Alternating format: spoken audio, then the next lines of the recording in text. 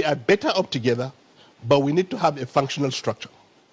And the honest truth to me is simple, that we can accuse each other, we can point, and the honest truth to me is simple, that we can accuse each other, we can point fingers. The question is, who is actually better off? I'm a northerner, I'm from Kano State, and I have been accused by colleagues and brothers in a very civil political discussion of dominating the polity, dominating the economy, and dominating the security. So I asked the question, if I dominate the polity, I have the president. Yes, I have the executive council and appointees that are constitutional, just like every other state. But what is my economic situation? And what is my security situation today? So the question is it working for me if I dominate somebody? It's not. The question is, look at all the indices of development. The North today is actually worse off. Security, education, prosperity, development, I don't know, what have you? The North is not very well positioned.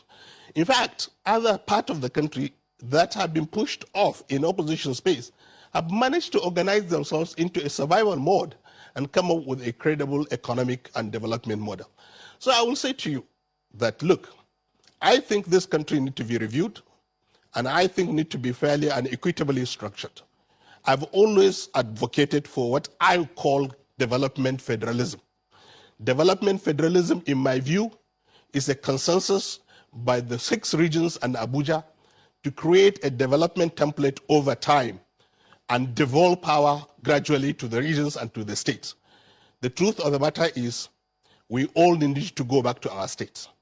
If all the states are working, the federation will be working, because development is not in isolation. Everywhere you go, it's either a local government or the state.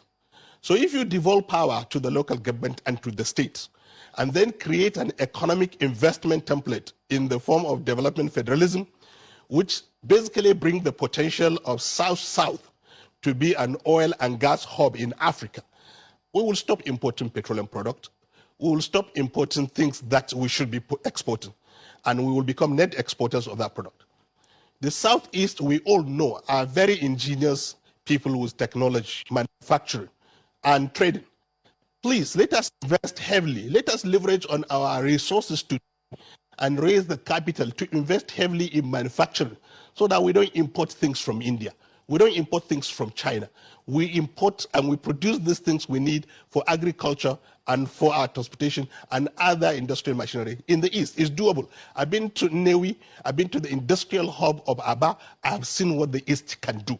We will be proud to say, made in Aba, produced in Aba, made in Nigeria. And we will all be proud citizens. And the economy of the East will be a net contributor to the center. The same thing with the Southwest. Southwest dominantly is a manufacturing and marine economy. Singapore is exactly like that.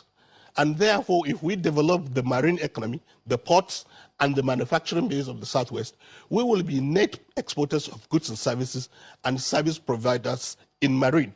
And therefore, the Southwest economy will become net contributor. If you take the 3 regions of the North, Central, East, and West, and you take the 3 countries of Cambodia, Thailand, and Vietnam, our economy is almost the same thing. So, and these countries are booming individually. If you invest today in these regions, in agriculture, agro-processing, and organized market, with the standards for export, standard for feeding Africa, we're even lucky that the African Continental Free Trade Agreement is in effect. We have the whole of African market to ourselves and the world.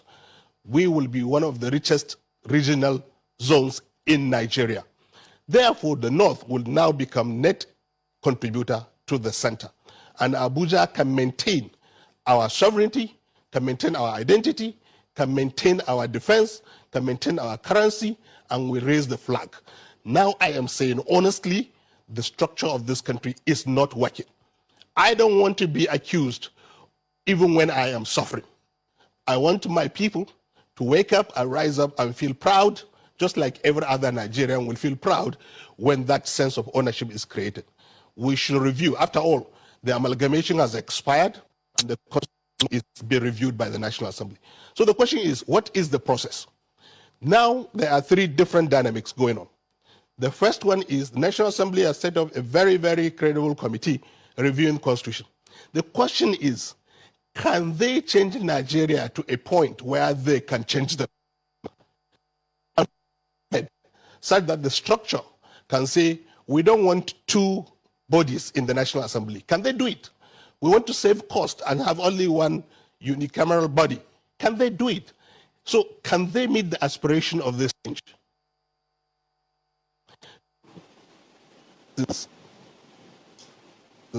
Waking up to create a platform for this competition. And the third one is the one we don't want. It's eruption, it's anarchy.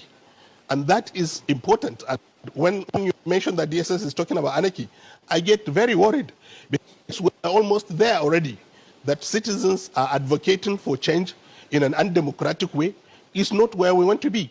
So the government of today should actually honestly review its position, and the National Assembly, as I said, with the political parties, both PDP and APC as the major parties and other parties, to sit down and say, how do we do this peacefully? We all love each other. We all are Nigerians. We all respect each other. At individual level, we all have friends across the whole country. And honestly, everybody wants to have a giant, functional, proud country called Nigeria in Africa. Not only Nigerians, the whole black are looking up to us to provide leadership. We are better up together, but we need to have a functional structure.